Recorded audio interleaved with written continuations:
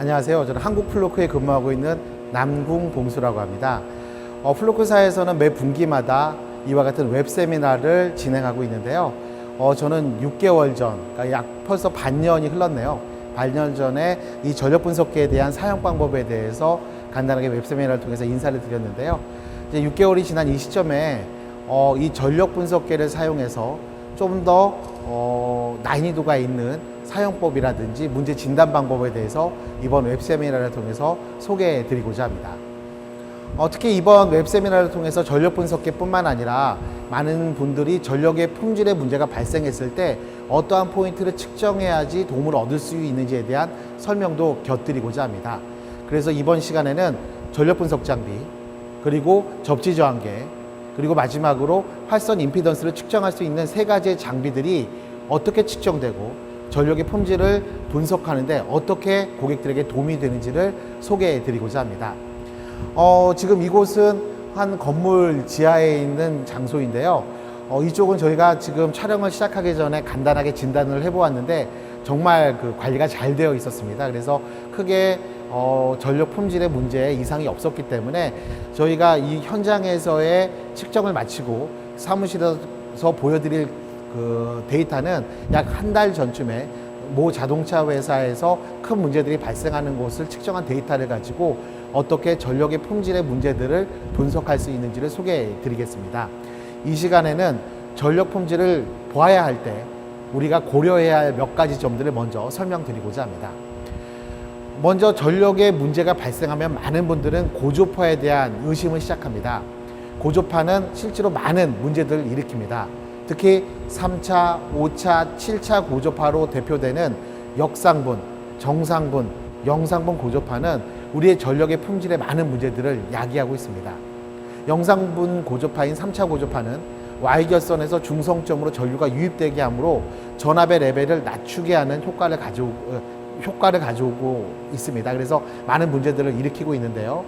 그리고 5차 고조파로 대표되는 역상분 고조파는 모터의 자개를 역상으로 가져오게 함으로써 모터가 제대로 된 힘을 내지 못하게 한다거나 더 많은 전력을 사용하게 하므로 과열 현상을 일으키기도 합니다.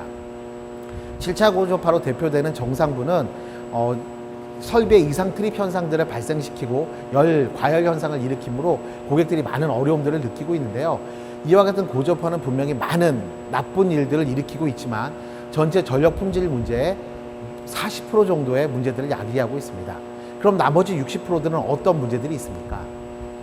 전력의 고조파 다음에 많은 문제를 일으키는 그 전력 품질의 노이즈는 딥앤스웰 현상입니다. IC 61,000번이나 EN 50160을 기준으로 했을 때 간단하게 말씀드리면 반주기 혹은 한 주기에서부터 1초간 혹은 수초간의 전압의 변동이라는 표현으로 사용되고 있습니다.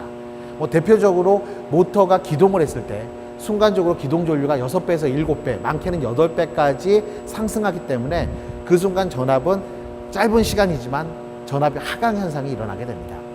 이때 얼마만큼의 전압이 떨어졌는지 그리고 얼마만큼의 기간 동안에 전압 하강이 있었는지에 따라서 우리 설비에 문제들을 발생시키기도 하고 그렇지 않기도 합니다. 이와 같은 딥앤스웰 현상은 전체 전력의 품질 문제 가운데 30% 가까이 차지하고 있습니다. 그럼 나머지 세 번째로 전력의 품질에 문제를 야기하는 부분은 무엇입니까? 바로 접지 저항입니다. 이 접지 저항은 보통 한국에서는 일종 접지 15옴 미만으로 관리되게끔 하고 있는데요. 이와 같은 접지를 15옴으로 관리하기 위해서 많은 분들이 노력하고 있습니다. 하지만 접지는 환경과 시간에 따라서 변동하게 되어 있습니다. 따라서 적절한 접지의 측정 및 관리는 매우 필요한 상황입니다. 하지만 많은 분들이 접지를 측정하는데 어려움들에 대해서 이야기하고 있습니다. 일반 접지는 설비에서 접지를 분리하고 난 후에 25m, 50m 떨어진 곳에 봉을 받고 접지를 측정하게 됩니다. 따라서 설비를 그 사이에 가동하지 못하기 때문에 일반 24시간 공장을 가동해야 하는 곳에서는 접지 저항을 측정하는 것에 많은 애로사항을 느끼고 있습니다. 특히 아파트형 공장이라든지 24시간 항상 전기가 공급되어야 되는 곳은 접지 저항을 심지어 5년까지 측정하지 못한 곳도 있다는 이야기를 들은 적이 있습니다. 그렇다면 이와 같은 곳의 접지 저항을 어떻게 관리하고 측정할 수 있습니까? 플루크사의 1625 키트2라는 모델은 활선 상태에서도 접지를 측정할 수 있는 장비로서 접지 저항을 스택리스 방식이라든지 아니면 셀렉티브 측정 방식을 통해서 활선 상태에서 측정할 수 있는 새로운 접지 저항 방식으로 나와 있습니다. 그렇다면 접지가 잘 관리되어 온 것으로 모든 것이 만족스러울까요? 결코 그렇지 않습니다. 접지 저항이 15 미하로 관리되었다 할지라도 설비와 접지 사이의 임피던스 값이 높은 접지 저항을 유지하는 것과 같은 효과를 나타내기도 합니다. 이와 같은 선의 길이의 문제라든지 중간에 부식 상태라든지 접촉 저항 같은 것들은 이 활선 임피던스의 값을 높일 수 있기 때문에 많은 분들은 활선 임피던스도 측정하고 싶어 하시지만 이와 같은 측정하는 장비가 잘 알려져 있지 않기 때문에 측정하는 것에 어려움을 나타내고 있습니다. 그래서 오늘은 이 세 가지 장비 가운데서 두 가지 장비, 첫 번째로 활선 임피던스를 측정할 수 있는 1654B라는 모델과 그리고 전력 분석기 435-2를 직접 라인에 걸어서 한번 분석하는 방법에 대해서 먼저 설명을 드리고요. 그리고 사무실로 돌아가서 과거에 측정됐던 문제가 되는 곳의 이벤트 4개를 직접 한번 보고 어떻게 전력의 품질의 문제들을 분석할 수 있는지 같이 생각해 보도록 하겠습니다. 제가 이 촬영을 시작하기 전에 미리 한 20분 전쯤에 라인 설비를 좀 미리 걸어 보았습니다. R상과 S상과 T상의 전압과 전류를 측정하였고요.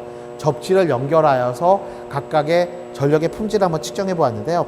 아까도 말씀드렸지만 이곳 설비의 전력의 품질은 아주 훌륭하게 유지되고 있기 때문에 커다란 문제가 없어 보입니다. 특히 보시는 파형은 전압의 파형인데요. 이 전압의 파형이 아주 깨끗하다는 것은 고조파가 아주 적다는 것을 이야기하는 것이죠. 그래서 전압의 고조파는 많지 않았습니다. 하지만 이따가 보시게 될 데이터는 이상 트립 현상이 20분에 무려 4번이나 발생한 곳입니다. 이쪽은 현장에서 라인을 증설하기 위해서 많은 공사가 이루어졌습니다. 아크 용접부터 시작해서 많은 모터들을 사용한다거나 아니면 팬이 돌아가는 현상이 있어서 반파 종류까지도 하는 일들이 있었습니다. 이와 같은 곳에서는 분명히 많은 문제가 발생할 수 있었을 것인데요. 전력 분석기를 걸기 전에 많은 분들이 어려움을 느끼는 점이 바로 그것입니다. 어떠한 문제들이 발생하는지 알기 위해서 전력 분석기를 걸지만 전력 분석기를 걸었을 때 나오는 데이터들을 어떻게 분석할 수 있는가, 그리고 간헐적 문제들을 내가 장시간 저장할 수 있는가 라는 문제들을 안고 있습니다. 이 지금 현재 보여드린 435-2에서는 대용량의 메모리를 사용하고 있기 때문에 일주일 정도의 데이터는 아주 쉽게 저장할 수 있습니다. 어떤 이벤트가 발생했을 때만 저장하는 것이 아니라 일주일의 롱텀의 그 데이터들을 계속적으로 저장할 수 있고요. 그렇다면 이와 같은 데이터들을 분석하기 위해서는 국제규준 IEC 61,000번이나 EN 50160 기준에서 벗어난 데이터들을 이벤트로 관리하게 되어 있습니다. 다시 말해서 일주일의 데이터는 연속으로 저장하면서 밑에 있는 이벤트란에 어떤 이벤트가 몇 번 있었는지 카운팅이 됩니다. 아까 말씀드렸듯이 20분 동안에 4번의 이벤트가 있었다라고 한다면 그곳에서는 이벤트란에 4라는 숫자가 쓰여 있게 되고요. 그 이벤트란에 4라는 숫자를 누르게 되면 이벤트 4번이 각각 언제, 얼마 동안의 기간 동안, 그리고 어떤 문제들이 발생했는지 한눈으로 보여집니다. 그리고 이와 같은 것들이 단순히 숫자로만 나오는 것이 아니라 파형으로 저장이 됨으로써 내가 어떤 전력의 품질을 보실 때 파형까지도 이벤트 구간에서는 저장되는 것을 살펴보실 수가 있습니다. 이와 같은 것들은 어떠한 효과가 있을 수 있습니까? 단순히 과도 현상, 트레전트에서 순간적으로 전압이 마이크로 세컨드 단위로 100V 이상 튀어도 우리 전력 분석기 435-2에서는 그 부분이 몇 년, 몇 월, 며칠, 몇 시, 몇 분, 몇 초 단위로 저장을 하고 파형까지 저장을 해서 고객들에게 각 상별로 어디에서의 문제가 있는지 볼 수 있게끔 도와드립니다.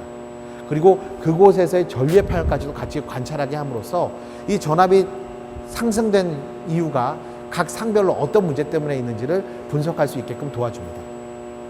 고조파는 어떻습니까?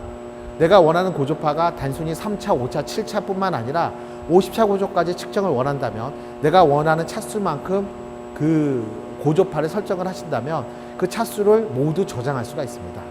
단순히 어떤 기간 동안 바그래프로 표시하는 것도 가능하지만 내가 일주일 동안의 데이터들이 타임 에볼루션 기능을 통해서 초 단위로 고조파의 변동량을 저장하시는 것도 가능합니다. 디벤스웰은 어떻습니까?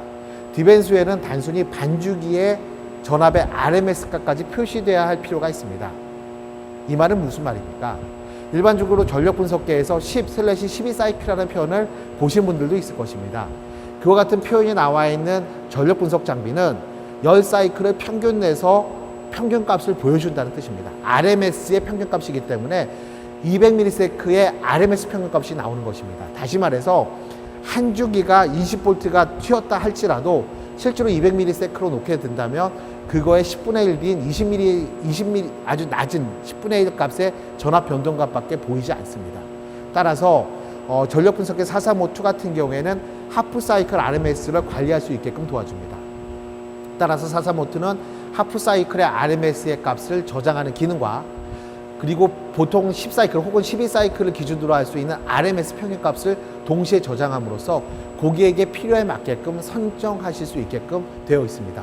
이렇게 해서 전압의 디벤스웰, 고조파, 과도 현상을 모두 측정할 수 있는 장비입니다.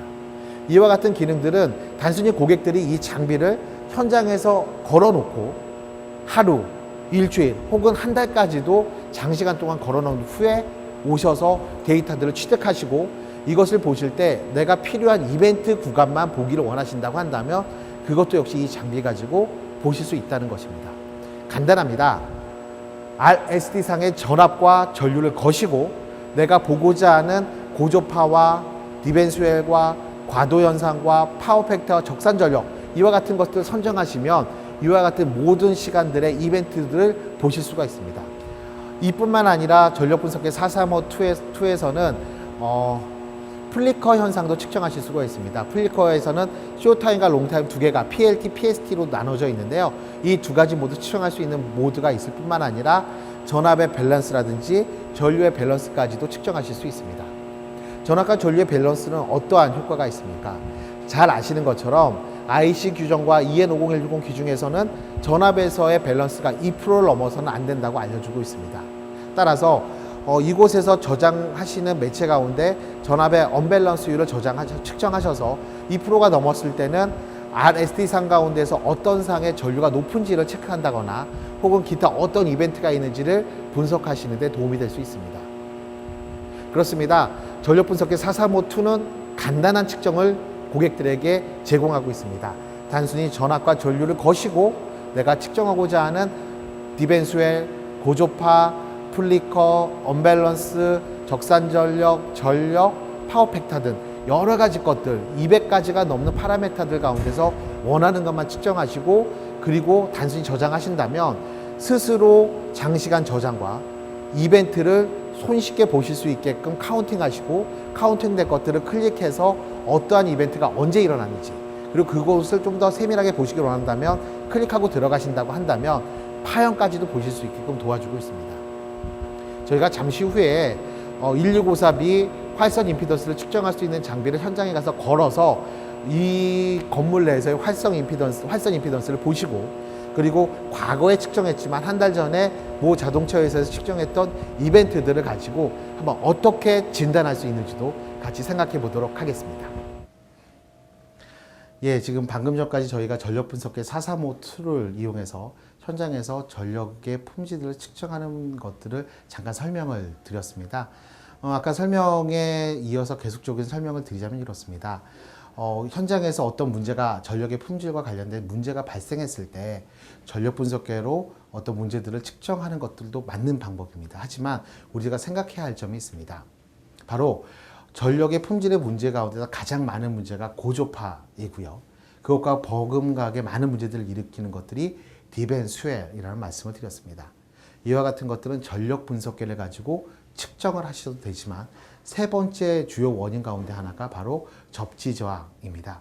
접지 저항은 아시는 것처럼 우리가 15ohm으로 보통은 관리를 하시는데요. 접지 저항 값이 15ohm이라 할지라도 접지에서 설비까지의 임피던스 값이 높다면 이 접지는 제대로 된 관리된 접지가 아닐 수 있을 것입니다. 하지만 많은 고객들이 이 사실을 알매도 불구하고 활선 임피던스를 측정한다거나 혹은 우리가 콘센트에서 접지까지의 저항값을 측정하는 방법이 어렵기 때문에 이와 같은 것들을 포기하고 접지 저항으로 모든 것들을 관리하는 것을 볼 수가 있었습니다.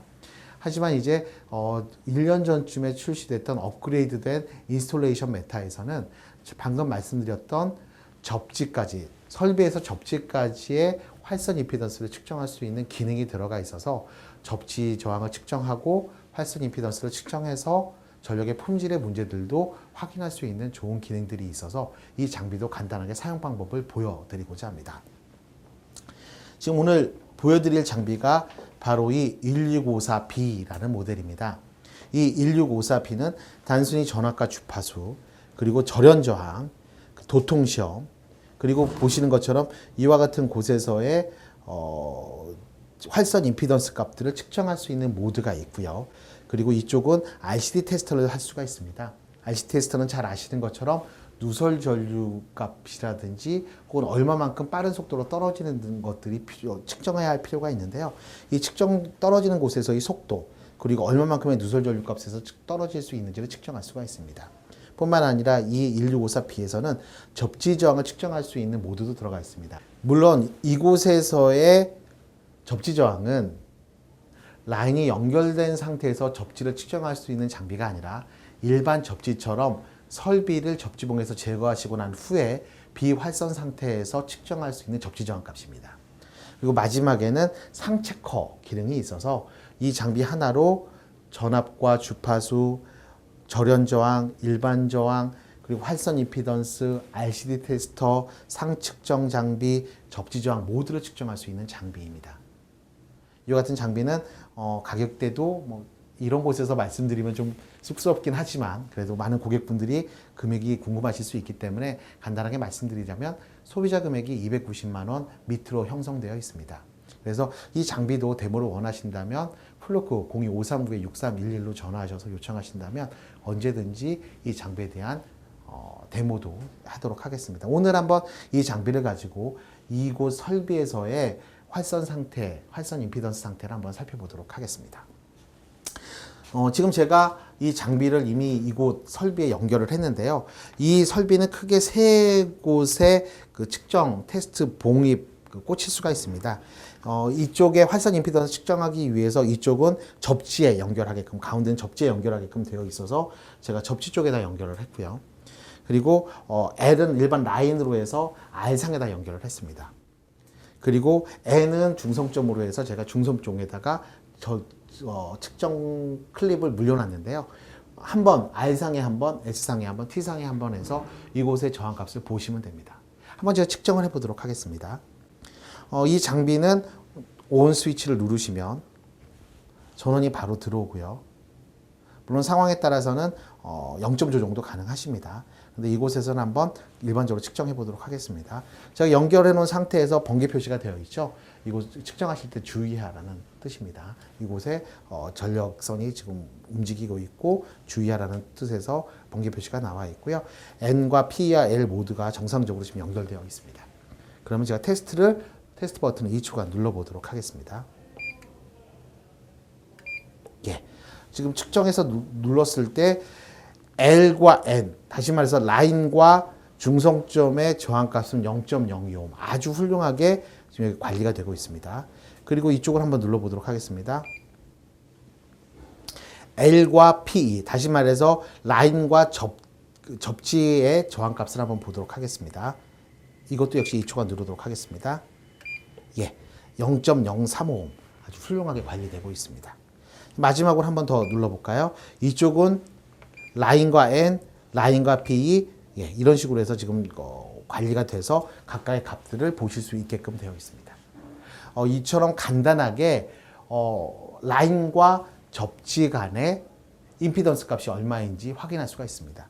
제가 지금 아까 전력 분석계를 측정하면서 말씀드렸던 모 자동차 회사에서는 이곳이 약 2옴 가까이 올라가는 것들을 볼 수가 있었는데요. 매우 높은 값에 비해서 이쪽은 너무나 잘 관리되고 있다는 것을 볼 수 있습니다.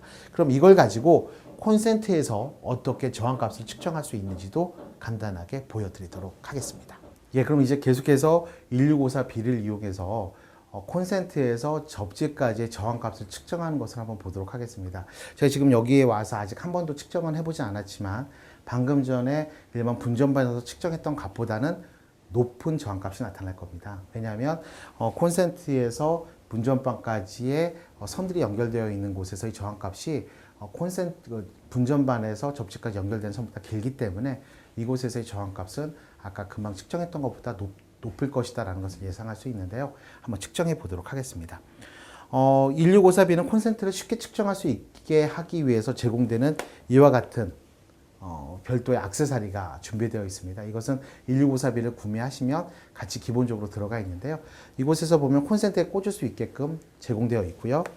이것이 각각의 지금 세 선이 있어서 이곳에 꽂히게 되어 있습니다. 이게 색깔로 구별되어 있는데요. 접지 쪽 녹색 라인이 이쪽으로 들어가고요. 빨간색 라인은 이쪽 L라인에 들어가고 파란색 선은 N상에 N쪽에 꽂히게 됩니다. 정말 간단하게 되어 있더라고요. 저도 이제 이게 출시된 지 약 1년 정도가 됐는데 데모 장비를 뜯어서 만져본 게 얼마 되지 않습니다. 그래서 처음에는 이 장비가 좀 낯선 장비여가지고 사용하는 게 어렵진 않나라고 걱정을 했는데요. 실제로 현장 가서 데모를 하고 측정을 했을 때 정말 간단하게 측정할 수 있는 장비라는 것을 알게 되었습니다. 그래서 이렇게 콘센트가 준비된 것을 가지고요. 이쪽에 보면 쇼트되어 있는 Z1 이쪽에다가 노터리 수치를 맞추시고요. 꽂으시면 됩니다. 꽂고 난 후에 이쪽에 테스트 버튼을 이쪽을 누르시면 나옵니다. 지금 현재 0.175옴 나와 있는데요. 이 0.175옴은 아까 제가 보셨던 0.05옴이나 0.15옴보다 좀 높은 값이 나와 있는데 이것은 말씀드린 것처럼 이 콘센트에서 분전반까지 연결되어 있는 선의 저항, 케이블의 저항 때문에 조금 더 높게 나오는데 이곳 0.175옴도 아주 훌륭하게 관리되고 있다는 것을 짐작할 수 있습니다. LP도 한번 측정해 보도록 하겠습니다. 라인과 접지요.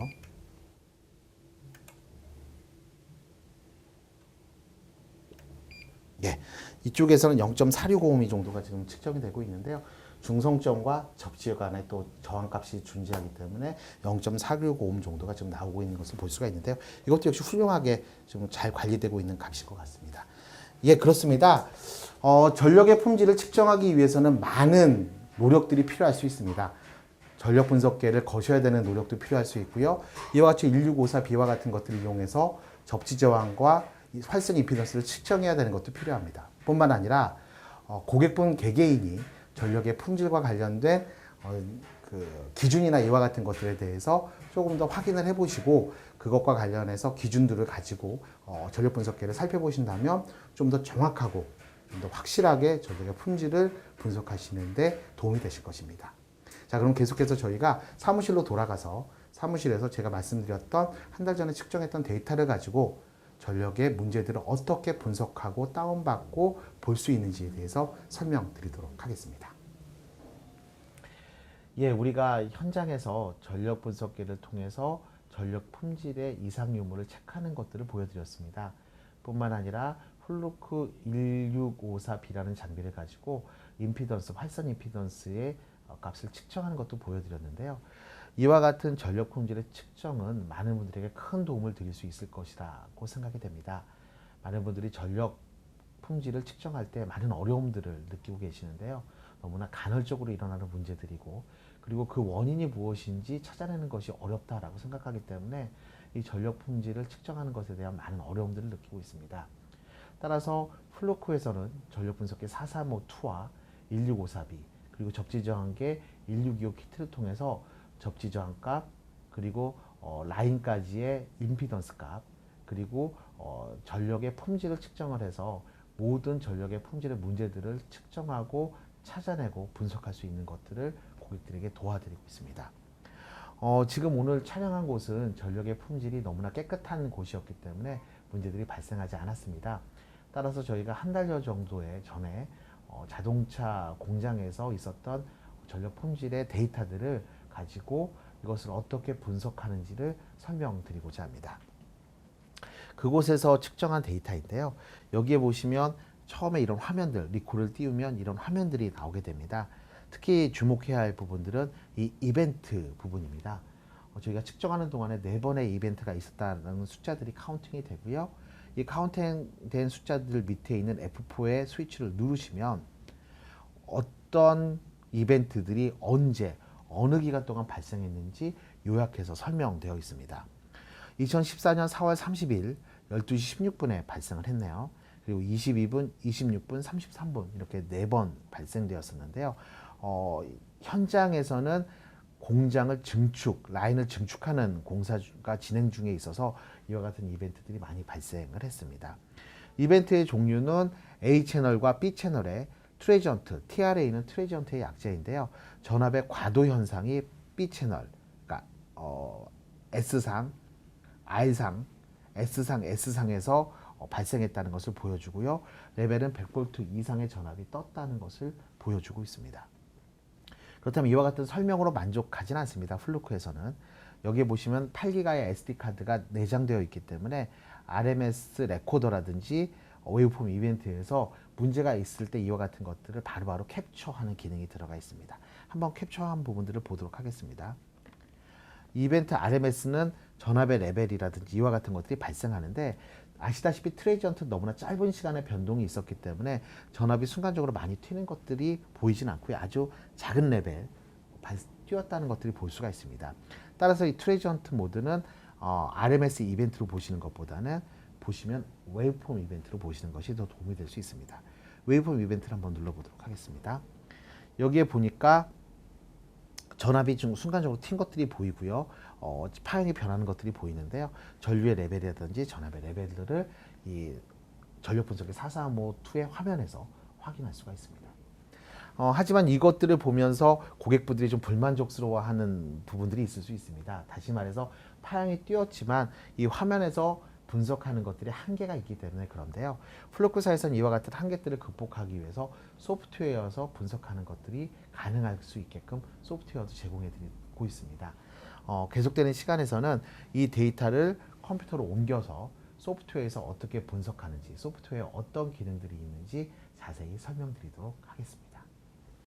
지금 파워로고 4.2를 이용해서 저희가 435-2에 있는 데이터들을 뽑기 위해서 연결을 해서 다운로드를 누르면 나오는 첫 번째 화면이 바로 이런 화면입니다. 이쪽에 보면 435-2에 저장되어 있는 많은 데이터들이 있는데요. 그 가운데 저희가 오늘은 128번 저장 128번을 다운로드 할 건데요. 이것을 클릭을 하게 되면 이게 전력 분석기에 무엇을 가지고 측정했는지, 그리고 이게 델타 결선인지 Y 결선인지 결선 방법이 무엇인지 표시가 되고요. 그 다음에 로거 모드로 저장됐다는 것이 표시가 되고요. 인터벌은 몇 밀리세크로 인터벌을 저장했는지가 표시가 됩니다. 그리고 이벤트는 몇 번이 있었는지, 스크린은 몇 개가 있는지가 표시가 돼서 4번씩이 있었다는 것을 알 수가 있고요. 측정하는 시간과 종료한 시간이 2014년 4월 30일에 있었다는 것들이 표시가 됩니다. 그리고 이쪽에서는 내가 측정한 파라메타들이 나와 있는데요. RMS 값이라든지 반주기의 전압과 전류의 값이라든지 파워 팩터라든지 THD, 그 다음에 3차, 5차, 7차 고조파 이와 같은 것들을 저장했다는 것들이 표시가 되고요. 여기에는 간단한 그림이 표시가 되고요. 내가 다운로드 받을 것들이 이벤트까지 다운로드를 받기를 원하신다면 클릭하시면 됩니다. 다운받는 방법은 2가지가 있습니다. USB를 이용해서 다운받는 방법이 있고요. 435-2에 있는 SD카드를 분리해서 노트북의 SD카드 포트에 꽂아서 다운받는 방법이 있습니다. 지금은 USB를 통해서 다운받기 때문에 다운받는데 걸리는 시간이 1분 정도 더 걸릴 수가 있는데요. 자, 다운로드를 눌러보도록 하겠습니다. 다운로드를 누르기 시작하면 전반적인 용량이 몇 킬로바이트인지가 표시가 되고요. 그리고 다운받기 시작하는 장면이 나오게 될 것입니다.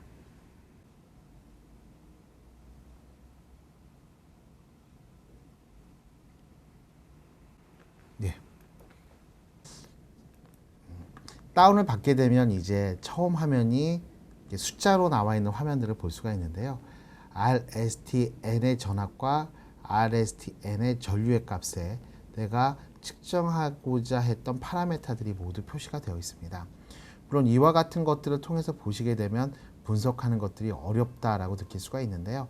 플루크에서는 이와 같은 숫자뿐만 아니라 이와 같은 그래프도 좀 표시가 됩니다. 이건 저희가 하프 사이클로 전압과 전류를 측정한 것인데요. 하프 사이클의 장점은 뭐냐면 빠른 변동까지도 이벤트들을 잡아낼 수 있습니다. 다시 말해서 디벤수회를 완벽하게 잡아낼 수 있는 기능들이 있다는 것입니다. 지금 여기를 보시면 맥시멈 값, 평균 값, 미니멈 값, 이벤트 값이 나오는데요. 내가 보기를 원하는 것만 클릭하면 됩니다. 예를 들어서 제가 평균 값만 보고 싶으시다면 평균 값만 누르시고 보시면 평균 값에 대한 변동량이 보이고요. 내가 맥시멈 값을 보시고 싶으시다면 맥시멈 값만 활성화시키면 됩니다. 색깔이 변했죠. 그리고 맥시멈과 평균과 미니멈 값과 이벤트를 누르신다면 이렇게 표시가 됩니다. 여기 이벤트가 보면 총 한 번, 두 번, 세 번, 네 번 발생했는데요. R상과 S상의 전압에서 이벤트가 발생했다는 걸 볼 수가 있고요. 이거에 대한 자세한 분석은 나중에 가서 다시 한번 보도록 하겠습니다. 두 번째로 스택티스는 보시는 것처럼 전압의 분포도입니다. 내가 측정하는 전압이 449V부터 440V까지 약 9V의 편차가 있고 각 전압별로 어떻게 몇 번 찍혔는지, 누가 제일 어떤 전압에서 가장 많은 전압이 있었는지를 보여주는 장면인데요. 447V일 때 가장 많이 찍혔네요. 700회 이상 찍혔습니다. 그래서 이와 같은 것들을 통해서 우리의 전압의 변동이 얼마큼 있는지, 어디서부터 어디까지가 있는지, 어느 전압대에서 가장 많이 찍혔는지를 한눈으로 보실 수가 있습니다. 여기서도 역시 마찬가지로 전압의 상간전압, 성간전압 세팅이 다 가능하시고요. 평균 값을 볼 건지, 미니멈 값을 볼 건지, 맥시멈 값을 볼 건지 또 선택이 가능하십니다. 다음은 주파수와 언밸런스와 관련된 부분입니다. 지금 저희가 이쪽에서는 언밸런스, 전압의 언밸런스만 나와 있는데요. 저희가 주파수가 나오지 않는 이유는 저희가 선택할 때 주파수를 선택하지 않았기 때문에 주파수는 나오지 않고요.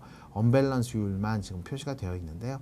0.5% 정도 미만에서 관리가 되고 있기 때문에 이런 언밸런스에서는 크게 문제가 없습니다. 잘 아시는 것처럼 전압의 언밸런스율은 EN50160이나 IC61000번에서는 2%에서 관리되어야 된다라고 규정되어 있습니다.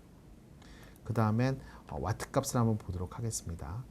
파워 값은 지금 거의 변동량들이 없고 이렇게 지금 중간중간에 튄 값들이 보이는데요. 저희가 설비를 맥시멈 가동해서 로드가 최대한 걸리게 해서 가동한 것이 아니라 단순히 전원을 온시키는 정도로 가동을 했기 때문에 많은 전력을 먹지 않고 있는 상황이었습니다. 그래서 전원을 켰을 때 순간적으로 와트 값이 올랐고요. 에이징 시간이고요. 그 다음에 이제 대기 시간으로 해서 이렇게 쭉 변동되는 것들을 보실 수가 있습니다. 이것도 역시 마찬가지로 와트 값만 보실 수도 있고요. 내가 파워 팩터 값도 같이 놓고 보실 수가 있습니다. 파워 팩터 값이 어떻게 변동되는지 보실 수가 있죠.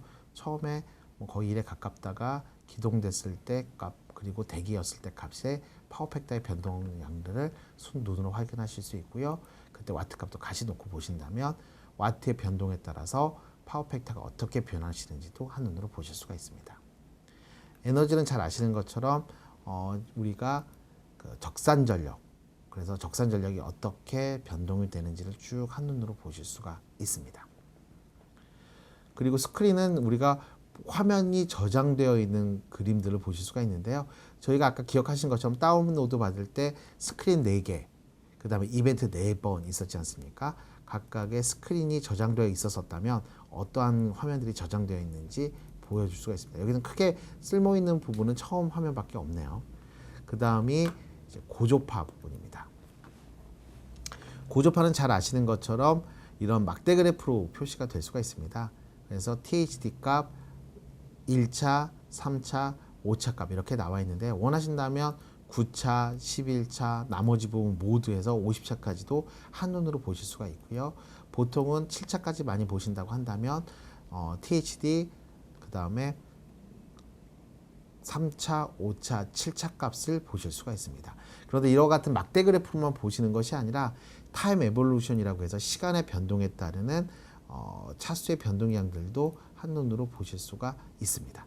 여기 보시면 저희가 THD 값을 놓고 전압의 THT 값의 변동량들을 보고 있는데요. 이렇게 한눈으로 보실 수가 있고요. 이것도 역시 마찬가지로 전압만 보기를 원하신다면 위에 있는 전류를 클릭한 부분들을 없앤다면 전압의 THT 값들을 한눈으로 보실 수가 있습니다. 여기 보니까 RST상 모두가 3% 미만으로 관리되고 있다는 것을 보실 수가 있습니다. 그리고 다시 한번 막대 그래프로 보시고 싶으시다면 이 부분들을 눌러놓고 3차, 5차, 7차를 누르시면 한눈으로 보실 수가 있고요. 인터하모닉 부분이라든지 영차 부분이라든지 이런 것들 모두 확인하실 수 있습니다. 자, 이제 저희가 이벤트 4번 있었던 부분들 한번 보도록 하겠습니다. 이 부분을 볼 때 아까 기억하시는 것처럼 435-2에서도 웨이브폼 이벤트를 보실 수가 있었는데요. 작은 스크린으로 그와 같은 부분들을 자세히 분석하는 것들이 어려웠습니다. 따라서 파워로고 4.2에서는 어떻게 분석이 가능한지 한번 보도록 하겠습니다. 예, 여기 보니까 어떤 많은 파형들이 있네요. 근데 좀 복잡한 것처럼 보이는데요. 저희가 먼저 R상의 전압만 한번 보도록 하겠습니다. 예, R상의 전압을 놓고 봤을 때 트레지언트 부분이 발생을 했습니다. RMS 이벤트를 한번 보도록 할까요? RMS 이벤트에 보시면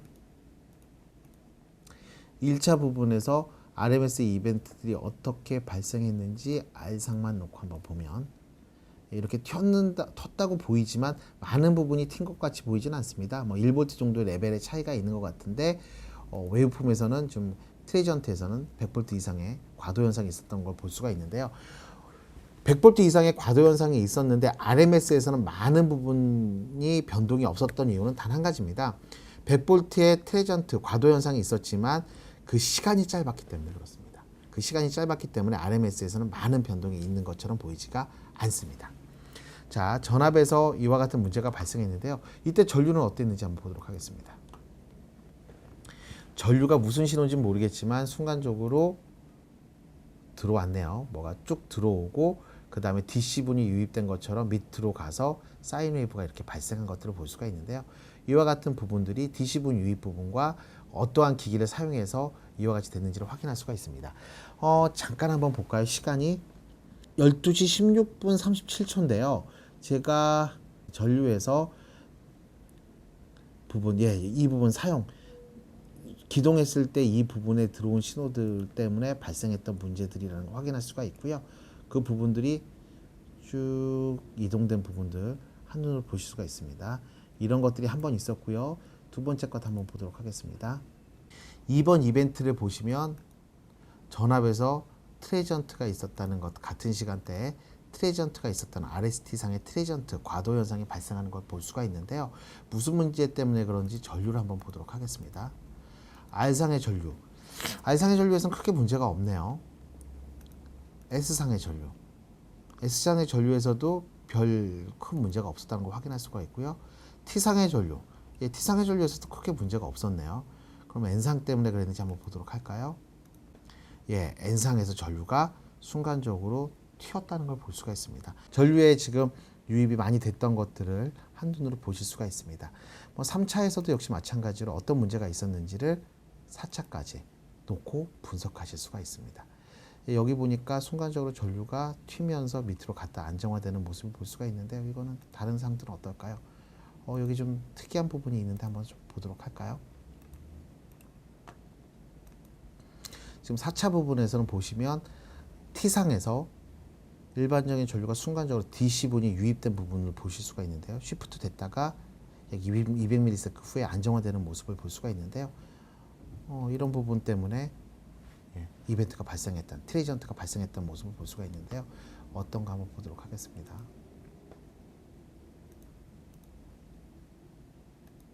예, 같은 시간대에 전압에서 트레지언트가 발생한 걸 볼 수가 있습니다. 자, 여기서 지금 우리가 분석할 수 있는 부분은 무엇입니까?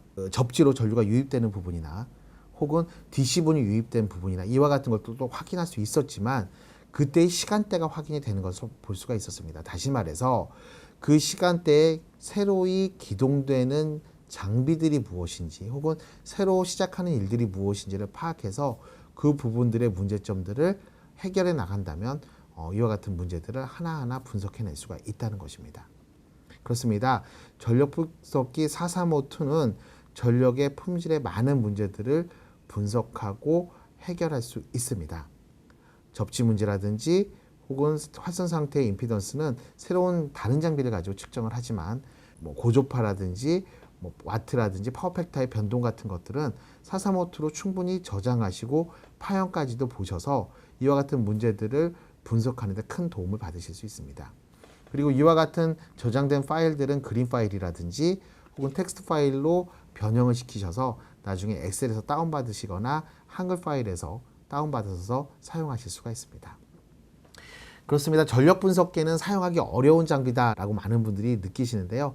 실제로 사용하기 어려울 수 있습니다. 하지만 어떠한 문제들을 분석하고 파악하고 해결하기 위해서는 전력 분석기와 기타의 장비를 가지고 우리 설비들을 충분히 감시하고 유지하기 위해서 노력할 때 이와 같은 현장에서 일어나고 있는 많은 문제들을 하나하나 해결해 나가실 수 있을 것입니다.